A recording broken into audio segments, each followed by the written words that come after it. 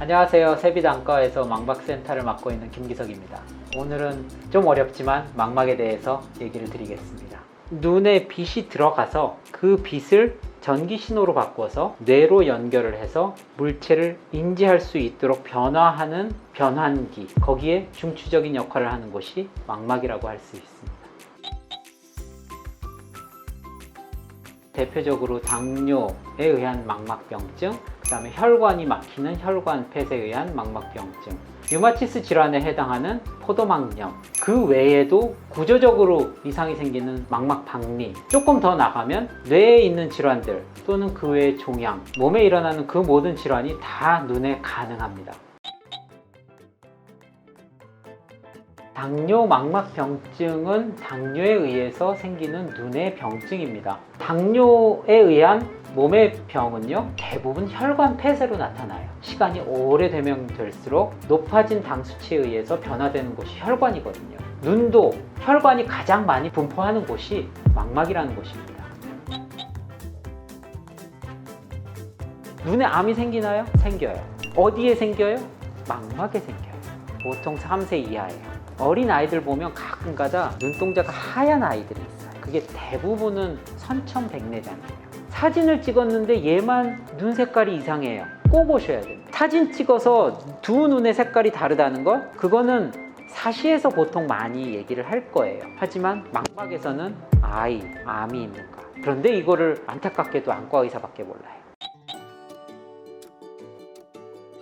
여기 보면은 색깔이요, 분홍색으로 된 곳이 있어요. 맥락막, 홍채, 그 뒤에 선모채, 이런데 모두 다 합쳐서 포도막이라 그러고요. 이게 눈에 영양분을 공급해주는 주 통로입니다. 영양분을 잘 공급하고 잘 빠져나가는 이런 왕성한 곳에 염증이 잘 와요. 포도막에 염증이 일어나는 질환을 포도막염이라 그럽니다.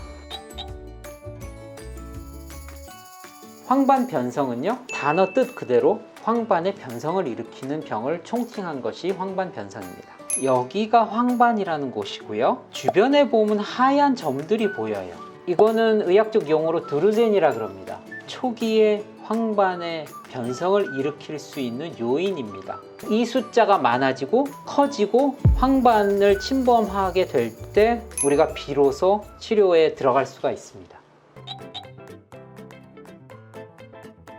황반 변성은 초기 시력이 떨어진다, 안 보인다 이런 걸로 나타나지 않습니다. 우리가 직선이나 곡선을 보면은 그 모양 그대로가 있는데 한쪽씩 가려서 볼 때 그 선이 약간 패여 있거나 아니면은 끊겨 있거나 아니면 암점으로 보이는 경우가 있어요. 그게 황반 변성의 초기 증상입니다. 특히 어르신들 아니면 근시가 심하신 분들 또는 눈에 큰 충격을 받은 그런 경험이 있는 분들은 선이 갑자기 휘어져 보이면 꼭 황반 변성을 먼저 의심하고 정밀 검사를 받아보시는 게 좋을 것 같습니다.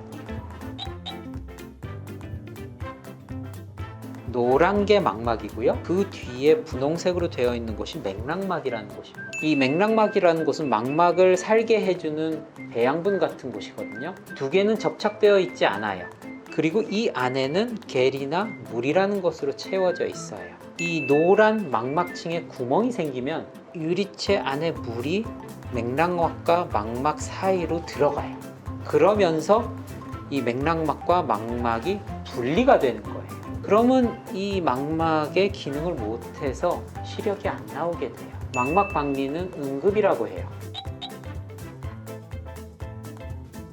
망막박리는 비문증에서부터 시작됩니다. 떠다니는 것이 보였을 때 먼저 의심해야 되는 질병 중에 하나가 망막박리입니다. 그냥 떠다니나 보다, 괜찮겠지, 이런 식으로 지나다가 수술의 때를 놓치면은 마치 맹장이 터지는 것 같은 그런 결과를 날 수 있기 때문에 가장 적절한 시기에 빠른 치료, 그것이 가능한 병원에서 빠르게 1차 수술을 받는 것이 목적입니다.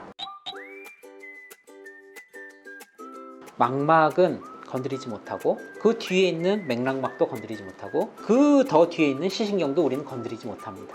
그러면 우리가 건드릴 수 있는 것, 망막의 안쪽에 있는 유리체예요. 결국 망막의 주변 환경을 좋게 하는, 그게 이제 유리체라는 걸 절제하면서 다듬는 수술을 하는 거죠. 근데 요즘에는 대부분이 뭐 안과뿐만 아니라 미세 수술이라는 걸 해요. 1mm 이하의 구멍을 뚫어서 아주 작은 그런 수술을 합니다.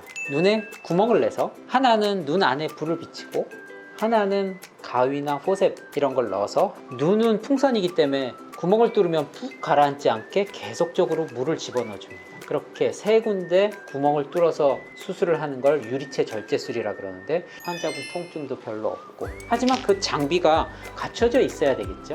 그리고 그 장비를 만질 수 있는 실력이 좀 있어야 되겠고요. 망막 수술을 하게 되면 유리체라는 곳을 무언가로 채우게 됩니다. 그냥 물로 채우는 경우도 있고요. 하지만 질병이 심한 경우에는 공기를 채우기도 하고, 또 비중이 높은 공기를 채우기도 하고, 또 실리콘을 넣기도 합니다. 충전물의 위치가 어디 있느냐에 따라서 수술의 결과 굉장히 달라집니다. 예를 들어서 내 병이 눈의 위쪽에 있다. 그러면은 앉아있는 자세가 제일 좋습니다. 떠오르는 게 누르는 거거든요. 그런데 내 병이 만약에 눈의 뒤쪽에 있다. 그러면은 고개를 거기가 제일 높게 하게 엎드리게 됩니다. 근데 엎드린다 라는 표현은 솔직히 맞진 않아요. 눈의 시선이 정확하게 아래로 간다 라고 표현하는 게 맞습니다. 그냥 쉽게 이쪽에 병이 있다. 그러면 이렇게 되겠죠. 그렇죠? 이쪽에 병이 있으면 이렇게 돼요. 그런 자세로 꽤 오래 유지하는 것이 병의 회복에 굉장히 도움이 되기 때문에 저희가 망막 수술한 후에는 자세를 굉장히 중요시하게 됩니다.